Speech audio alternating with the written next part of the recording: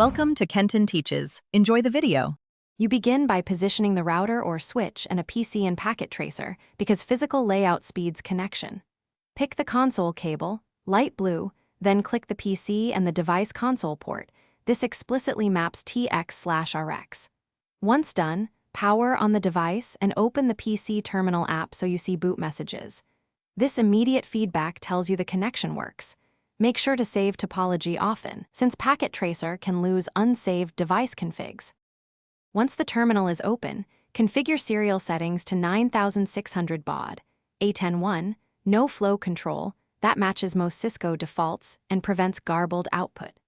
If the PC has multiple COM devices, select the COM port tied to the cable so data reaches the device. Then press Enter to wake the console and wait for the prompt.